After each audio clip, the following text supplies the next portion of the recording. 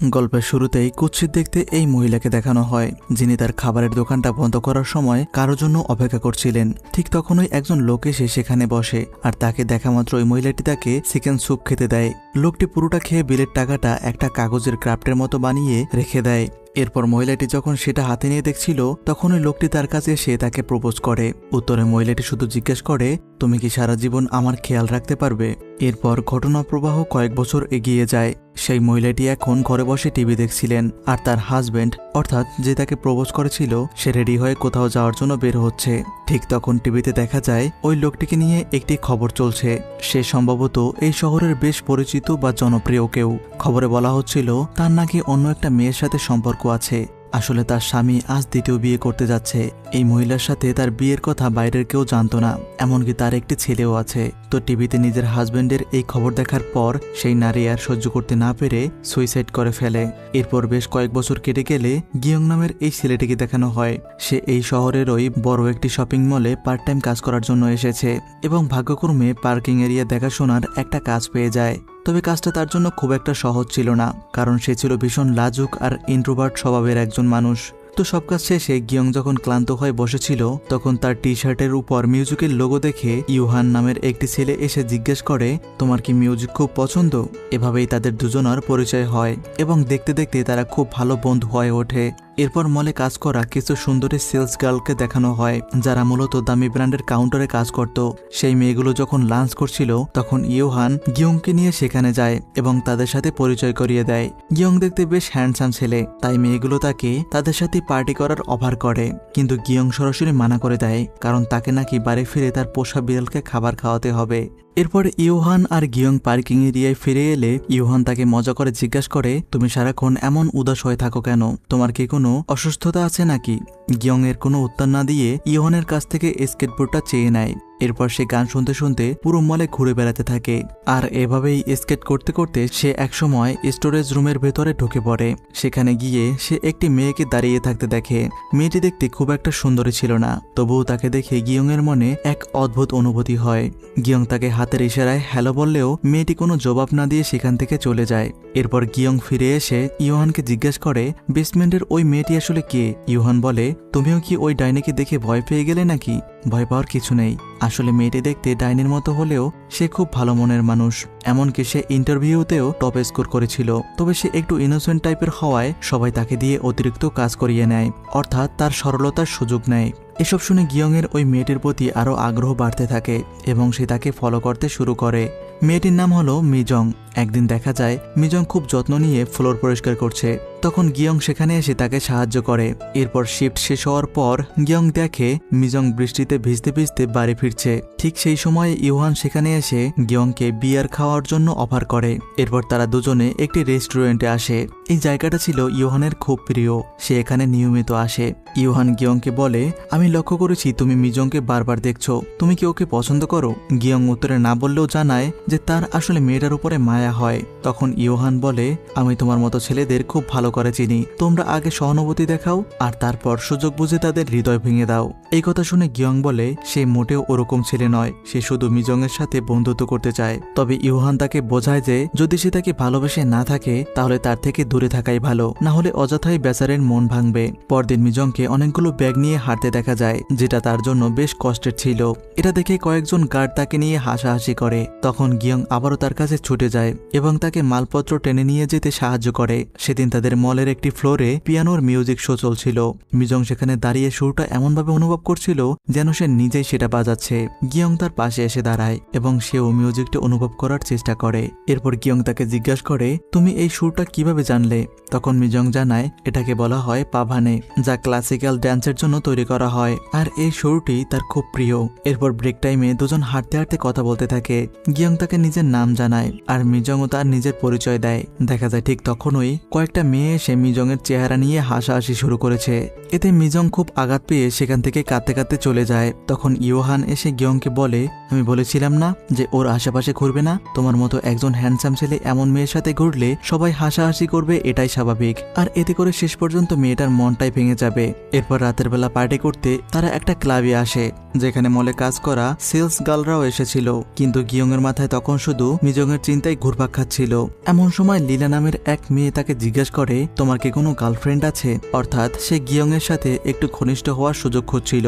কিন্তু উত্তরে গিয়ং কিছুই বলে না এবং মেয়েটিকে এড়িয়ে যাওয়ার চেষ্টা করে। পরদিন লাঞ্চের সময় গিয়ং মিজংয়ের সাথে খাওয়ার জন্য গিয়ে বসে। এই দেখে মলের সবাই অবাক হয়ে তার দিকে তাকিয়ে থাকে। তাদের এভাবে একসাথে দেখে লীলা ইয়োহানকে জিজ্ঞেস করে, এই দুজনের মধ্যে কি কিছু চলছে নাকি? ইয়োহান তখন পরিস্থিতি সামাল দিতে বলে, ওরকম কিছু না, ওরা দুজন জাস্ট কাজিন। অপরদিকে গিয়ং মিজংকে লাঞ্চ খাওয়ার কথা জিজ্ঞাসা করতে থাকে।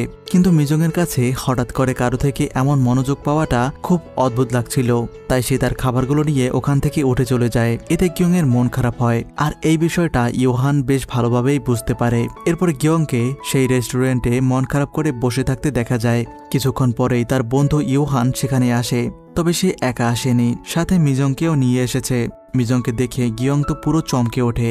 তো এখন মিজং একটু ওয়াশরুমে গেলে গিয়ং দ্রুত ইয়োহানের কাছে জিজ্ঞেস করে, এটা তুমি কিভাবে করলে? ওকে এখানে নিয়ে এলে কিভাবে? উত্তরে ইয়োহান বলে, তাকে রাজি করিয়ে এখানে নিয়ে আসতে অনেক কষ্ট হয়েছে। তাই আজ যেন গিয়ং যেভাবেই হোক মিজংয়ের সাথে কথা বলে এবং নিজের মনের কথা তাকে জানিয়ে দেয়। এরপর ওয়াশরুম থেকে ফিরে মিজং গিয়ংয়ের সামনাসামনি এসে বসে। তবে কি কথা বলবে সেটা বুঝতে না পেরে দুজনেই একে অপরের দিকে বোকার মতো তাকিয়ে থাকে। তখন পেছন থেকে ইয়োহান নানা রকম ইশারা করে তাদের বোঝানোর চেষ্টা করছিল। তো অবশেষে গিয়ং কথা বলার সাহস পায় এবং জিজ্ঞেস করে, তুমি কি এখানে পার্ট টাইম কাজ করো নাকি ফুল টাইম? মিজং জানায় সে এখানে ফুল টাইম কাজ করে। এরপর গিয়ং নিজের স্বপ্নগুলোর কথা তার সাথে শেয়ার করতে শুরু করে। গিয়ং বলে সে এখানে পার্ট টাইম কাজ করছে ঠিকই, তবে তার স্বপ্ন হলো আইসল্যান্ডে যাওয়ার, আর সেই কারণেই সে টাকা জমাচ্ছে। মিজং খুব মনোযোগ দিয়ে তার কথাগুলো শুনছিল। তবে গিয়ং আক্ষেপ করে বলে, মাঝে মাঝে তার মনে হয় সে আদৌ সেখানে পৌঁছতে পারবে কিনা, কারণ তার কোনো স্বপ্নই সহজে পূরণ হয় না। মিজং তখন তাকে জিজ্ঞেস করে তার আর কি কি স্বপ্ন আছে। গিয়ং জানায় সে ড্যান্সার হতে চেয়েছিল, তবে পরিস্থিতির চাপে সেই স্বপ্নটা তাকে ছেড়ে দিতে হয়েছে। মিজং তাকে সান্ত্বনা দিয়ে বোঝায়, দেখো একদিন তুমি ঠিকই ডান্স করবে, আপাতত ধরে নাও যে তুমি তোমার আসল পথ থেকে কিছুক্ষণের জন্য অন্য পথে চলে এসেছো। মিজং এর মুখ থেকে এমন অনুপ্রেরণামূলক কথা শুনে গিয়ং হুট করে বলে ফেলে, তোমার কণ্ঠস্বরটা খুব মিষ্টি, আমার খুব ভালো লেগেছে। এই কথা শুনে মিজং একদম চুপ হয়ে যায়। বোঝা যাচ্ছিল সে বেশ লজ্জা পেয়েছে। এরপর গিয়ং জিজ্ঞাসা করে, তুমি মিউজিক শোনা ছাড়া আর কি পছন্দ করো? কিন্তু মিয়ং লজ্জা পেয়ে যাওয়ায় আর কিছুই বলতে পারে না। তখন সেই বিব্রতকর পরিস্থিতি সামলাতে ইয়োহান এগিয়ে আসে এবং তারা একে অপরের পছন্দ অপছন্দ নিয়ে কথা বলতে শুরু করে। এর মাঝে ইয়োহান জোর করে ওই দুজনকে ভালোবাসার মানে বোঝাতে থাকে, যা শুনে তাদের দুজনের কাছেই বেশ ভালো লাগে। তো আড্ডা শেষে গিয়ং মিজংকে তার বাড়িতে পৌঁছে দেয়। বাড়ি ফিরে মিজং রেডিওতে গান শুনতে শুনতে গিয়ং এর কথাই ভাবতে থাকে। তার মনে যেন গিয়ংকে নিয়ে এক নতুন আসার স্বপ্ন বাসা বাঁধতে শুরু করেছে। পরদিন সকালে মিজংয়ের কাছে সবকিছু নতুন আর আনন্দময় মনে হচ্ছিল। সে বেশ হাসিখুশি মনেই নিজের কাজে আসে। সে যখন গোডাউনে কাজ করছিল তখন ওই গিয়ং সেখানে আসে এবং মিজংয়ের হাতের দিকে তাকিয়ে অবাক হয়ে জিজ্ঞেস করে, আরে তুমি আঘাত পেলে কিভাবে? মিজং জানায় আজ সকালে কাজে আসার সময় সে পড়ে গিয়েছিল। কথাবার্তা বলার মাঝেই পার্কিং এরিয়া থেকে কারো কল আসায় মিজং সেখান থেকে চলে যায়। তবে গিয়ংকে তার জন্য এতটা চিন্তিত হতে দেখে মিজং নিজের ভেতরে এক আলাদা স্বস্তি বোধ করছিল। সে বুঝতে পারছিল এই স্বার্থপর পৃথিবীর ভিড়ের মাঝেও অন্তত একজন মানুষ আছে যে তাকে নিয়ে অন্তত ভাবে। এরপর মিজং যখন লিফট দিয়ে যাচ্ছিল তখনই তার সাথে লীলার দেখা হয়। লীলা তাকে দেখেই সরাসরি জিজ্ঞাসা করে, গিয়ং আর তুমি কি সত্যিই কাজিন? তখন মিজং উত্তরে হ্যাঁ বলে দেয়। এরপর বিকেলের দিকে কাজ শেষে বৃষ্টির মধ্যে মিজং যখন দৌড়ে যাচ্ছিল তখন পাশেই গিয়ং দাঁড়িয়েছিল। সে মিজংকে দেখে বলে, বৃষ্টিতে দৌড়চ্ছ কেন? এই নাও ছাতাটা নিয়ে যাও। এই বলে সে নিজের ছাতাটা মিজং এর দিকে এগিয়ে দেয়। মিজং প্রথমে বলে, আরে লাগবে না, আমি এমনিতেই যেতে পারবো। তখন গিয়ং বলে, চলো তাহলে আমরা দুজন একসাথেই যাই। এরপর তারা দুজনে একই ছাতার নিচে হাঁটতে শুরু করে। পথে গিয়ং জিজ্ঞেস করে, তুমি কি নিজের জন্য কোনো ছাতা কেননি? উত্তরে মিজং জানায় তার কাছে একটি ছাতা ছিল, কিন্তু কেউ একজন সেটা নিয়ে গিয়েছে আর সে সেটা আর কখনো ফেরত চায়নি। এই কথা শুনে গিয়ং অবাক হয়ে বলে, কেন ফেরত চাইবে না? ওটা তো তোমারই ছিল।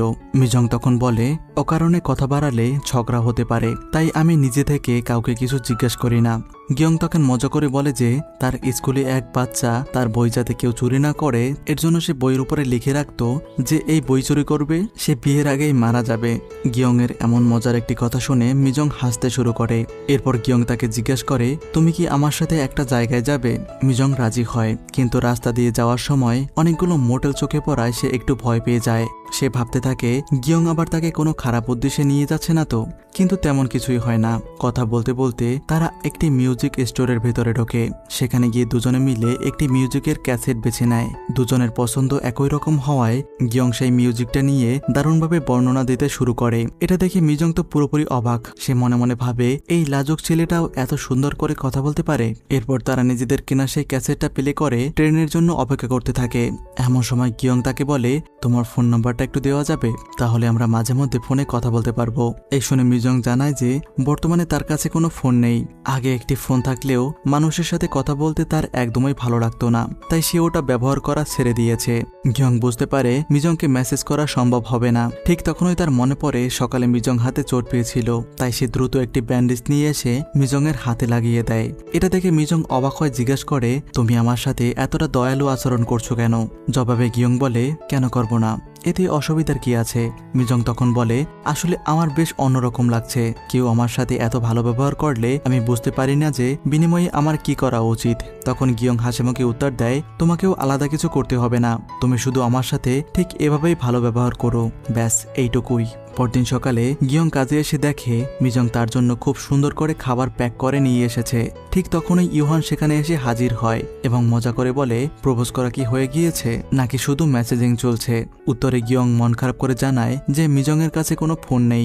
এই শুনে ইউহান তাদের কাজের জন্য ব্যবহৃত ওয়াকি টকির মতো একটি ডিভাইস বের করে দেয় এবং বলে এটাতে 17 নম্বর চ্যানেল টিপলে তোমরা দুজন এই দুই ডিভাইসে একাকী কথা বলতে পারবে। তো এরপর গিয়ং মিজংকে একটি ওয়াকি টকি দিয়ে বুঝিয়ে বলে যে এখানে 17 নম্বর বাটন চাপলে শুধু তারা দুজনেই কথা বলতে পারবে।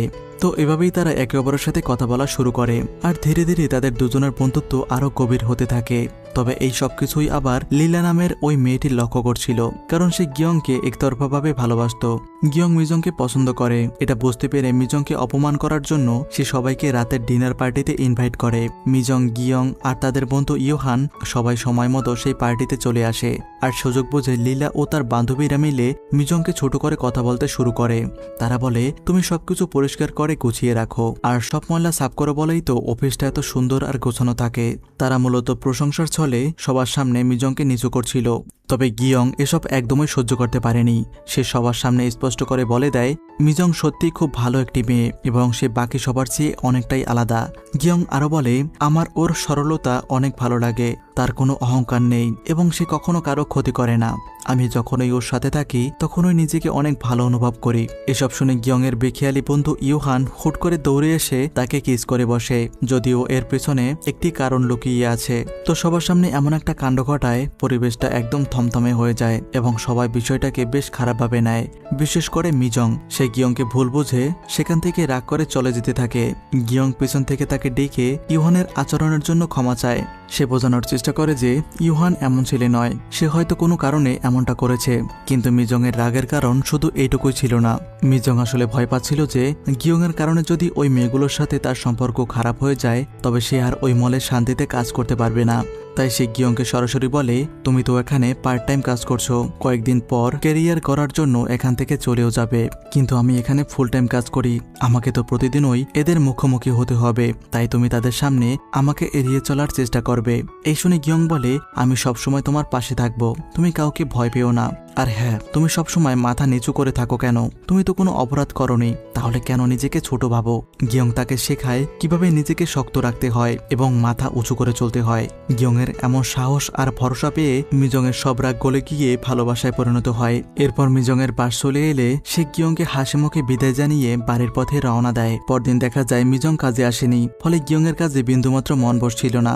সে যখন তার বন্ধুর সাথে বসেছিল তখন ইয়োহান লক্ষ্য করে সেই সেলস গার্লরা গিয়ংয়ের দিকেই তাকিয়ে আছে। তো তাদের আরো খেপানোর জন্য ইয়োহান গিয়ংকে খাইয়ে দেওয়ার অভিনয় করতে থাকে, যেন তারা ভাবে গিয়ং আর ইয়োহান সত্যিই ডেট করছে। এতে মেয়েগুলোর গিয়ংয়ের প্রতি আগ্রহ কমলেও গিয়ং বন্ধুর এই আচরণে ভীষণ রেগে যায়। তবে ইয়োহান তাকে শান্ত করে বুঝিয়ে বলে তার এমন আচরণের কারণে ওই মেয়েগুলো আর তাকে ডিস্টার্ব করতে আসবে না। এরপর রাতে ডান্স প্র্যাকটিস করতে করতে গিয়ং ফ্লোরেই ঘুমিয়ে পড়ে। ঠিক সেই সময় মিজংয়ের একটি কল আসে। ফোনে মিজং জানায় কিছু জরুরি ঝামেলার কারণে তাকে শহরে যেতে হয়েছিল, তাই সে আজ কাজে আসতে পারেনি। সারাদিন পর মিজংয়ের গলার আওয়াজ শুনেই গিয়ংয়ের চোখে জল চলে আসে। সে কাঁদতে শুরু করে এবং অভিমানী সুরে বলে, তুমি কাল রাতেই কেন জানিয়ে গেলে না? গিয়ংয়ের এই কান্নার পেছনের আবেগ মিজং অনুভব করতে পারছিল। সে বুঝতে পারে গিয়ং তাকে কতটা ভালোবেসে ফেলেছে। তো মিজং আর দেরি না করে বলে, তুমি একটু অপেক্ষা করো, আমি এখনই আসছি। এই বলে সে দৌড়তে দৌড়তে গিয়ংয়ের কাছে চলে আসে। সবার চোখে যে মেয়েটা কুৎসিত আর অবহেলিত, গিয়ংয়ের চোখে সেই মেয়েটি ছিল পৃথিবীর সবচেয়ে সুন্দর আর অসামান্য কেউ। মিজংকে চোখের সামনে দেখে গিয়ংয়ের সব কষ্ট এক নিমেষে দূর হয়ে যায়। এরপর তারা দুজনে একসাথে বসে ডিনার করে এবং সারা রাত গল্প আর আড্ডায় কাটিয়ে দেয়। মিজংয়ের সাথে থাকলে গিয়ং নিজেকে পৃথিবীর সবচেয়ে সুখী মানুষ মনে করে। তার মনের জমে থাকা সব দীর্ঘশ্বাস যেন নিমেষেই গায়েব হয়ে যায়। পরদিন সকালে দেখা যায় দুজনেই একসাথে অফিসের উদ্দেশ্যে রওনা দিয়েছে, কিন্তু সারা রাত জেগে গল্প করার কারণে দুজনের চোখেই ছিল ভীষণ ঘুম। তো বাসে পাশাপাশি বসে একে অপরের কাঁধে মাথা রেখে ঘুমিয়ে ঘুমিয়েই তারা অফিসে পৌঁছে যায়। তবে অফিসে যাওয়ার পরেও তাদের যোগাযোগ বিচ্ছিন্ন হয়নি। গিয়ং তার বন্ধুর দেওয়া সেই ওয়াকিটকিতে মিজংকে বলে, জানো মিজং, আমার একসময় মনে হতো আমি বোধহয় দুনিয়ার সবচেয়ে আনলাকি মানুষ, কিন্তু তোমার সাথে মেশার পর এখন নিজেকে সবচেয়ে লাকি মনে হয়। এরপর আর দেরি না করে গিয়ং তার মনের সবটুকু আবেগ দিয়ে বলে ফেলে, আমি তোমাকে সত্যি অনেক ভালোবেসে ফেলেছি। এই কথা শুনে মিজং এক মুহূর্তের জন্য স্তব্ধ হয়ে যায়। সে নিজেও তো গিয়ংকে পাগলের মতো ভালোবেসে ফেলেছে, তাই আজ আর দ্বিধা না রেখে সেও সাহস করে গিয়ংকে তার ভালোবাসার কথা জানিয়ে দেয়। তবে ঠিক তখনই ঘটে যায় এক অদ্ভুত কাণ্ড। কথা বলার সময়ে তারা দুজনেই একটা বড় ভুল করে ফেলেছিল। ইয়োহান বলেছিল 17 নম্বর বাটন চেপে কথা বলতে, কিন্তু তারা সেটা করতে ভুলে যাওয়ায় তাদের এই মনের সব গোপন কথা অফিসের প্রতিটি স্টাফ সরাসরি শুনে ফেলে। মিজং যখন গিয়ংকে হ্যাঁ বলে তখন অফিসের সব স্টাফ খুশিতে চিৎকার করে ওঠে। শুধুমাত্র লীলা এই ব্যাপারটা কিছুতেই মেনে নিতে পারছিল না। ঈর্ষায় তার ভেতরটা যেন চলে যাচ্ছিল। পুরো অফিস তাদের সম্পর্কের কথা জেনে যাওয়ায় দুজনেরই বেশ অস্বস্তি লাগতে শুরু করে, কিন্তু তাদের ভালোবাসার কাছে সেই লজ্জা যেন হার মেনে যায়। এরপর রাতের বেলা গিয়ং মিজংয়ের কাছে দুঃখ প্রকাশ করে, কারণ তার অসাবধানতার কারণেই ওয়াকিটকির চ্যানেল চেঞ্জ করতে সে ভুলে গিয়েছিল। এই শুনে মিজং তাকে শান্ত করে বলে, এখানে তোমার কোনো দোষ নেই, আসলে আমরা যাই করি না কেন আমাদের নিয়ে মজা করার মতো মানুষ সব সময় থাকবে। এই বলে সে গিয়ংকে সান্ত্বনা দেয়। এরপর দুজনে মন হালকা করার জন্য সেখানে ব্যাডমিন্টন খেলতে শুরু করে। অপরদিকে ইয়োহানকে সেই রেস্টুরেন্টের মালিকের সাথে বসে গল্প করতে দেখা যায়। সে একটি করুণ গল্প শুনিয়ে বলে, সব সিন্ডারেলার গল্পের শেষটা কিন্তু সুখের হয় না। এমনই এক হতবাগা কুৎসিত সিন্ডারেলা ছিল, যে একজন খুব সুন্দর মানুষকে বিয়ে করেছিল। এরপর তাদের ঘর আলোকিত করে একটি বাচ্চা ছেলেও আসে, কিন্তু নিয়তের নিষ্ঠুর পরিহাসে সেই সুন্দর লোকটি পরে অন্য একটি সুন্দরী মেয়েকে বিয়ে করে নেয়। আর এই চরম অপমান আর কষ্ট সহ্য করতে না পেরে সেই কুৎসিত মেয়েটি শেষমেশ আত্মহত্যার পথ বেছে নেয়। গল্পটি বলতে বলতে ইয়োহান ইমোশনাল হয়ে পড়ে। আসলে সে মাঝখান থেকে আটকে পড়া সেই অসহায় বাচ্চাটির কথা বলছিল, যা ছিল তার নিজের জীবনেরই ফেলে আসা অতীত। অর্থাৎ আমরা গল্পের শুরুতে যে মহিলা আর ছোট বাচ্চাটিকে দেখেছিলাম, সেই মহিলা ছিল ইয়োহানেরই মা, আর সেই বাচ্চাটি ছিল ইয়োহান নিজেই। তার এই কথাগুলো শুনে রেস্টুরেন্ট মালিকের মনটা ভীষণ খারাপ হয়ে যায়। এরপর ইয়োহান গভীর মনোযোগ দিয়ে তার নোটবুকে কিছু একটা লিখতে শুরু করে। রেস্টুরেন্ট মালিক কৌতূহলী হয়ে কি লিখছে জিজ্ঞেস করলে ইয়োহান জানায় তার জীবনের লক্ষ্য হলো সে একদিন অনেক বড় একজন নভেলিস্ট বা ঔপন্যাসিক হবে। তো এভাবেই এই তিনজনের জীবন বেশ ভালোভাবেই এগিয়ে যাচ্ছিল। গিয়ং বড় একটি ড্যান্স কম্পিটিশনে অংশ নেওয়ার জন্য নিজেকে প্রস্তুত করতে থাকে, আর এদিকে মিজং নিজের ভালোবাসা দিয়ে গিয়ং এর জন্য একটি সোয়েটার বুনে দেয়, যাতে গিয়ং সেটা পরে কম্পিটিশনে অংশ নিতে পারে। এরপর দেখতে দেখতে সেই কাঙ্ক্ষিত দিনটি চলে আসে। গিয়ং মিজং এর নিজের হাতে বোনা সেই ভালোবাসার সোয়েটারটি পরেই কম্পিটিশনে পারফর্ম করে। পারফরমেন্স শেষে বিকেলবেলা সে মিজং এর সাথে দেখা করে এবং দুজনে মিলে খুব সুন্দর কিছু মুহূর্ত কাটায়।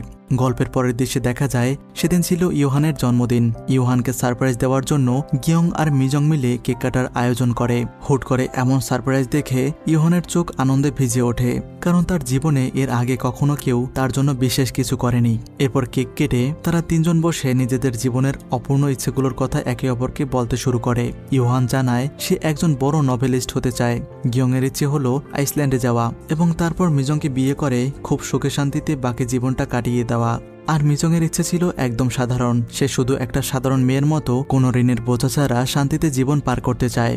এভাবেই তারা মনের গহীন কোণে লুকিয়ে থাকা স্বপ্নগুলো একে অপরের সাথে শেয়ার করে। এরপর তারা যখন রাস্তা দিয়ে হেঁটে যাচ্ছিল তখন গিয়ং মন খারাপ করে জানায় যে সে একটি ড্যান্স স্কুলে জয়েন করার জন্য অন্য শহরে চলে যাচ্ছে, তাই আগের মতো ঘন ঘন দেখা করা হয়তো সম্ভব হবে না। তবে সে মিজংকে কথা দেয় সময় পেলেই সে ছুটে আসবে তার প্রিয় মানুষটির কাছে। পরদিন ইউহান তার 3 সৎ বোনের সাথে দেখা করতে যায়। তাকে দেখা মাত্র বোনদের চোখে মুখে আতঙ্ক আর ঘৃণা ফুটে ওঠে। তারা ভেবেছিল ইউহান বোধহয় তার মায়ের মৃত্যুর প্রতিশোধ নিতে এসেছে, তাই ঝামেলা এড়াতে তারা তাকে প্রচুর টাকার অফার দেয় এবং এই শহর ছেড়ে চিরতরে চলে যেতে বলে। কিন্তু ইউহান জানায় আমার কোনো টাকার দরকার নেই, আমি আর কোনোদিন তোমাদের সামনে আসবো না। এই বলে সে সেখান থেকে ফিরে আসে। আসলে ইউহান ভেতর থেকে ভীষণ একা ছিল। তার নিজের বোনরাই তাকে সবসময় শত্রু মনে করত এবং দূরে সরিয়ে রাখত। আর এই অবহেলা আর অপমানে ইউহান মানসিকভাবে ভেঙে পড়ে। চরম হতাশায় সে বন্ধুদের ফোন করে, কিন্তু সবাই যার যার কাজে ব্যস্ত থাকায় কেউ তার কল রিসিভ করেনি। এমনকি গিয়ংও তার ড্যান্স স্কুলে ব্যস্ত থাকায় কথা বলতে পারে না। এরপর সে শেষ ভরসা নিয়ে সেই রেস্টুরেন্টে যায় যেখানে সে রোজ গল্প করত। কিন্তু আজ রেস্টুরেন্ট মালিকও তাকে থামিয়ে দিয়ে বলে আজ তোমার জীবনের গল্প শোনার সময় নেই, আমাকে দ্রুত বাড়ি যেতে হবে। তো সব দিক থেকে প্রত্যাখ্যাত হয়ে ইউহান পুরোপুরি ভেঙে পড়ে। তার মনে হতে থাকে এই পৃথিবীতে তাকে ভালোবাসার মতো কেউ নেই, তাই বেঁচে থাকারও কোনো সার্থকতা নেই। এরপর সে তার নিজের ফ্ল্যাটে ফিরে যায় এবং ফ্রিজের দরজা খোলা রেখে বিষণ্ণ মনে মেঝেতে শুয়ে পড়ে। সে আসলে আত্মহত্যার পথ বেছে নেওয়ার সিদ্ধান্ত নিয়েছে। পরদিন অফিসে ইউহানের এই চরম পরিণতির কথা জানাজানি হলে সবাই কানাঘোষা শুরু করে। তখনই বেরিয়ে আসে এক চমকপ্রদ তথ্য। ইউহান ছিল এই বিশাল মলের মালিকের ছেলে। অফিসের কর্মীরা আড়ালে তাকে দানবের ছেলে বলে উপহাস করত, কারণ লোকমুখে শোনা যেত তার মা দেখতে নাকি ভীষণ কুৎসিত ছিল। ইউহানের মৃত্যু নিয়েও সহকর্মীদের এমন নিষ্ঠুর মন্তব্য শুনে মিজং রাগে ফেটে পড়ে, যদিও সে কিছু বলতে পারে না। এরপর দেখা যায় গিয়ং আর মিজং হাসপাতালে ইউহানকে দেখতে এসেছে। ইউহান এখন কোমায়, নিথর হয় বিছানায় শুয়ে আছে। তাকে এই অবস্থা দেখে গিয়ং আর মিজং দুজনেরই বুক ফেটে কান্না চলে আসে, কিন্তু নিয়তির কাছে তাদের কিছুই করার ছিল না। এভাবেই বেশ কিছুদিন কেটে যায়। গিয়ং তার ড্যান্স ক্যারিয়ার নিয়ে ভীষণ ব্যস্ত হয়ে পড়ে আর মিজংও তার কাজে ডুবে থাকে। গিয়ং মিজংকে বলে একদিন আসো না আমার এখানে, সবার সাথে দেখা হবে। মিজং যেতে রাজি হয়। আর একদিন গিয়ং তার বন্ধুদের সাথে মিজংয়ের একটি মিটিংয়ের আয়োজন করে। সেখানে সবাই মিলে খুব হাসি ঠাট্টা আর গল্পে মেতে ওঠে। আড্ডার এক পর্যায়ে গিয়ংয়ের ড্যান্স গ্রুপের বন্ধুরা বলছিল যে তারা পরবর্তী কম্পিটিশনের জন্য কোনো ভালো গান খুঁজে পাচ্ছে না। তখনই গিয়ং সবাইকে সাজেস্ট করে যে তারা যেন মিজংয়ের প্রিয় গানটি বেছে নেয়, কারণ সেই গানটি যেমন ক্লাসিক তেমনই অসাধারণ। প্রিয় মানুষের মুখে নিজের পছন্দের এমন মূল্যায়ন শুনে মিজংয়ের মনটা খুশিতে ভরে ওঠে। সে অবাক হয় এটা ভেবে যে গিয়ং এখনও তার ছোট ছোট পছন্দগুলো কতটা যত্ন করে মনে রেখেছে। তো আড্ডা শেষে ফেরার পথে গিয়ং মিজংকে তার বাড়িটা দেখায়। মিজং কৌতূহলী হয়ে জিজ্ঞাসা করে তুমি কি আমাকে ভেতরে আসার জন্য বলবে না? গিয়ং কিছুটা স্বাভাবিকভাবেই উত্তর দেয় হ্যাঁ, তুমি যদি চা কফি খেতে চাও তবে ভেতরে আসতে পারো। গিয়ংয়ের এই নির্লিপ্ত উত্তর শুনে মিজংয়ের মনটা হুট করে দমে যায়। তার মনে হতে থাকে গিয়ং হয়তো আগের মতো আর তাকে নিয়ে অতটা সিরিয়াস নয়, বা তার প্রতি গিয়ংয়ের সেই পুরনো ভালোবাসাটা হয়তো কমে গিয়েছে। এইভাবে অভিমানে মিজং আর বাড়ির ভেতরে না ঢুকে সেখান থেকে বিদায় নিয়ে চলে আসে। পরদিন গিয়ং এসে জানতে পারে মিজং কাউকে কিছু না বলেই সেখান থেকে চলে গিয়েছে। এরপর অনেক চেষ্টা করেও সে মিজংয়ের কোনো খোঁজ পায়নি। যোগাযোগহীন এভাবেই বেশ কিছুদিন কেটে যাওয়ার পর হুট করেই একদিন গিয়ংয়ের কাছে মিজংয়ের একটি চিঠি আসে। চিঠিতে মিজং লিখেছে তোমাকে কিছু না জানিয়ে হুট করে চলে আসার জন্য প্লিজ আমাকে ক্ষমা করে দিও। আমি কতটা অন্ধকারের মাঝে ছিলাম সেটা শুধু আমিই জানি। চারপাশে সবাই যখন আমাকে নিয়ে হাসি ঠাট্টা আর বুলিং করত তখন একমাত্র তুমিই আমার পাশে এসে দাঁড়িয়েছিলে। আমার সেই অন্ধকার জীবনে তুমি প্রথম আলোর ছোঁয়া দিয়েছিলে। তোমার কারণেই আমি বিশ্বাস করতে শুরু করেছি যে এই পৃথিবীতে এখনো কিছু মানুষ আছে যাদের মন অনেক সুন্দর। আমি সারাক্ষণ শুধু তোমাকেই মিস করি। তোমার সাথে কাটানো প্রতিটা মুহূর্ত আমার কাছে স্বর্গের সুখের মতো। কিন্তু আমার সুখ যত বাড়ছিল মনের ভেতরে ভয়টাও যেন ঠিক ততটাই ডালপালা মেলছিল। আমার সব সময় মনে হতো আমি তোমাকে আবার হারিয়ে ফেলবো না তো। যদি সত্যি কখনো তোমাকে হারিয়ে ফেলি তবে আমি হয়তো পাগল হয়ে যাব। সেই চরম যন্ত্রণার হাত থেকে বাঁচতে এবং আমাদের সুন্দর স্মৃতিগুলোকে অমলিন রাখতে আমি তোমার থেকে দূরে যাওয়ার সিদ্ধান্ত নিয়েছি। আমি চাই এই স্মৃতিগুলো নিয়েই বাকি জীবনটা কাটিয়ে দিতে। চিঠিটা পড়ার পর গিয়ং পাগলের মতো মিজংয়ের শহরের সেই শপিং মলে ছুটে আসে, কিন্তু সেখানে গিয়ে সে জানতে পারে মিজং কাজ ছেড়ে অনেক আগেই কোথাও চলে গিয়েছে। সেখানে তার দেখা হয়ে যায় লীলার সাথে। লীলা এই সুযোগ কাজে লাগিয়ে গিয়ংকে ভুলিয়ে একটি ক্লাবে নিয়ে যায়, কিন্তু ক্লাবের সেই হইহুল্লোড়ের মাঝেও গিয়ংয়ের মাথায় শুধু মিজংয়ের চিন্তায় ঘুরপাক খাচ্ছিল। সে নিজেকে আর সামলাতে না পেরে হুট করে সেখান থেকে বেরিয়ে আসে। তখন লীলা পরিষ্কার বুঝতে পারে যে গিয়ংয়ের মনে শুধু মিজংয়েরই রাজত্ব, সেখানে অন্য কারোর জন্য কোনো জায়গা নেই। পরদিন গিয়ং হাসপাতালে তার নিথর বন্ধু ইউহানের কাছে চলে আসে, আর সে একা একাই বলতে থাকে, জানো ইউহান, তুমি এখন একটু একটু করে সুস্থ হয়ে উঠছো, কিন্তু আমি একদম ভালো নেই বন্ধু। আমি খুব দ্রুত তোমাকে আগের মতো সুস্থ দেখতে চাই। এদিকে লীলা নিজের ভুল বুঝতে পেরে মলের ম্যানেজারের কাছ থেকে মিজংয়ের ঠিকানাটা জোগাড় করে এবং সেটা গিয়ংকে দিয়ে দেয়। সেই রাতে গিয়ং মিজংয়ের দেওয়া সেই হাতে বোনা সোয়েটারটির মতো করে কিছু একটা সেলাই করার চেষ্টা করে, কিন্তু সে কিছুতেই মিজংয়ের মতো অতটা নিখুঁতভাবে পারছিল না। অবশেষে সে একটি চিঠি লেখে, তোমাকে না দেখে আমি আর একটা মুহূর্তও থাকতে পারছি না। আগামী 24শে ডিসেম্বর বিকেল 5টার সময় আমি জংজান বাস স্টপে তোমার জন্য অপেক্ষা করব। তবে তোমার মন যদি সায় না দেয় তবে আসার প্রয়োজন নেই। এসব লিখে সে এই চিঠিটা মিজংয়ের ঠিকানায় পাঠিয়ে দেয়। এরপর আসে সেই কাঙ্ক্ষিত 24শে ডিসেম্বর। গিয়ং মিজংয়ের সাথে দেখা করার জন্য বাসে করে জংজান বাস স্টপের উদ্দেশ্যে রওনা দেয়, কিন্তু মাঝপথে প্রচন্ড ট্রাফিক জ্যামে বাস আটকে যায়। সময় বয়ে যাচ্ছে দেখে গিয়ং আর পাশে বসে থাকতে পারে না। সে বাস থেকে নেমে দৌড়তে শুরু করে। হাঁপাতে হাঁপাতে যখন সে বাস স্টপে পৌঁছায়, দেখে মিজং সেখানে আগে থেকে তার জন্য অপেক্ষা করছে। সে দৌড়ে গিয়ে মিজংয়ের সামনে দাঁড়াতেই মিজং মুচকি এসে বলে, তুমি এভাবে দৌড়ে এলে কেন? হেঁটেই তো আসতে পারতে। এই শুনে গিয়ং হেসে বলে, তোমার মনে আছে তো এমনই এক রাতে তুমি আমার কান্না শুনে এভাবে দৌড়ে চলে এসেছিলে। গিয়ংয়ের থেকে এই কথা শুনে গিয়ংয়ের প্রতি তার মুগ্ধতা আরো বেড়ে যায়। গিয়ংয়ের এই বিষয়গুলো মিজংয়ের কাছে অনেক বেশি ভালো লাগে। মিজং এখন মন থেকে সৃষ্টিকর্তার কাছে প্রার্থনা করে যেন সে গিয়ংকে তার নিজের করে পায়। তো দেখা যায় তারা দুজনে একটি রেস্টুরেন্টে গিয়ে খাওয়া দাওয়া করছে। এরপর মিজং কিছুটা বিষণ্ণ মনে বলে, এবার বোধহয় আমার যাওয়ার সময় হয়ে গিয়েছে। কিন্তু গিয়ং তাকে এখনোই যেতে দিতে চায় না, বলে এই মাত্রই তো দেখা হলো, আরো কিছুক্ষণ থাকো, চলো আজ দুজন মিলে একটা ডান্স হয়ে যাক। মিজং মৃদু হেসে বলে সে ডান্স পারে না। এই শুনে গিয়ং বলে, চিন্তা করো না, আমি তোমাকে শিখিয়ে দেব। এরপর তারা দুজনে মিলে খুব সুন্দর ডান্স করে। আর সবশেষে গিয়ংকে বিদায় জানিয়ে মিজং তাকে বাসে উঠিয়ে দেয়। গিয়ংকে এভাবে ছেড়ে দিতে মিজংয়ের একদমই ইচ্ছা করছিল না, তবুও মনের কথা প্রকাশ না করেই সে গিয়ংকে বিদায় জানায়। কিন্তু গিয়ং বাসে ওঠার কিছুক্ষণ পরেই হুট করে নেমে পড়ে। সে পাগলের মতো দৌড়ে আবার মিজংয়ের কাছে ফিরে আসে এবং বলে, আমি সত্যি তোমাকে ভীষণ ভালোবাসি মিজং, আমি তোমাকে কোনোভাবেই হারাতে চাই না। আগামী 31শে ডিসেম্বর আমি তোমার সাথে দেখা করতে আসব। তুমি আসবে তো? যদি তুমি না আসো তবে আমি ওখানেই দাঁড়িয়ে থাকবো যতক্ষণ না বরফের নিচে চাপা পড়ে মারা যায়। গিয়ং এর এমন ভালোবাসা দেখে মিজংয়ের চোখ খুশিতে ভিজে ওঠে, কারণ সে নিজেও তো এই দিনটারই অপেক্ষায় ছিল। এরপর আজ প্রথমবারের মতো তারা পরম ভালোবাসায় একে অপরকে কিস করে। অবশেষে একরাশ খুশি আর নতুন স্বপ্ন নিয়ে মিজং গিয়ংকে বিদায় জানায়। এরপর দেখতে দেখতে 31শে ডিসেম্বর দিনটাও চলে আসে। মিজং গিয়ং এর জন্য নির্দিষ্ট জায়গায় অপেক্ষা করতে থাকে, কিন্তু অনেক সময় পেরিয়ে গেলেও গিয়ং এর দেখা মেলে না। দুপুর গড়িয়ে বিকেল হয়, সন্ধ্যা নামে। মিজং যেখানে অপেক্ষা করছিল সেখানে বরফের তৈরি একটা পুতুল বা স্নোম্যান ছিল। দীর্ঘ অপেক্ষার প্রহরে সেই স্নোম্যানটাও একসময় গলে জল হয়ে যায়, কিন্তু গিয়ং আর ফিরে আসে না। এক বুক হাহাকার আর অনিশ্চয়তা নিয়ে মিজং এর সেই অপেক্ষা যেন অন্তহীন হয়ে দাঁড়ায়। গল্পের দৃশ্য এবার সরাসরি 5 বছর পরে চলে আসে। দেখা যায় দীর্ঘ কোমা কাটিয়ে ইউহান এখন সম্পূর্ণ সুস্থ। শুধু সুস্থই নয়, সে তার দীর্ঘ জীবনের স্বপ্ন পূরণ করে আজ দেশের একজন নামকরা নভেলিস্ট। তার লেখা নতুন উপন্যাসটি রিলিজ হওয়ার পর দারুণ হিট করেছে।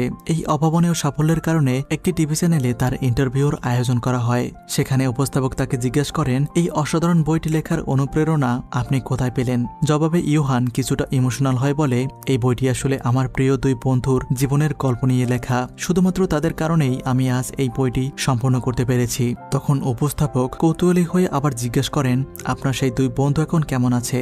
ইউহান তৃপ্তির হাসি হেসে উত্তর দেয়, তারা দুজন এখন খুব ভালো আছে এবং তারা তাদের নিজেদের পৃথিবীতে ভীষণ সুখী আছে। এরপর আমাদের মিজংকে দেখানো হয় সে এখন বাচ্চাদের পিয়ানো শেখায়। একদিন সে ইউহানের লেখা সেই আলোচিত বইটি হাতে পায়। বইটির শেষ পৃষ্ঠার দিকে আস্তে আস্তে সে ভীষণ মনোযোগ দিয়ে পড়তে থাকে। সেখানে লেখা ছিল, সেই 31শে ডিসেম্বর দেখা করার কথা বলে গিয়ং যখন বাসে চেপে রওনা হয়েছিল, পথেই তার এক ভয়াবহ অ্যাক্সিডেন্ট হয়। সেই দুর্ঘটনায় গিয়ং তার অতীতের সব স্মৃতি হারিয়ে ফেলে। মিজং যেখানে তার জন্য অপেক্ষা করছিল সেই জায়গাটি পার হয়ে যাওয়ার সময়ও গিয়ং এর কিছুই মনে পড়েনি। তবে ঠিক সেখানে একটি পিয়ানো কনসার্টের পোস্টার ছিল। পিয়ানো গিয়ং এর খুব খুব পছন্দ হওয়ায় সে সেই শো দেখতে ভেতরে চলে যায়। সেখানে গিয়ে ঠিক মিজংয়ের মতো করে হাওয়ায় হাত নেড়ে পিয়ানো বাজানোর অনুভূতিটা উপভোগ করতে থাকে। এভাবে হাত নাড়াতে নাড়াতে সে যখন পেছনে ফিরে তাকায় দেখে ঠিক তার উল্টো দিকে মিজং বসে আছে।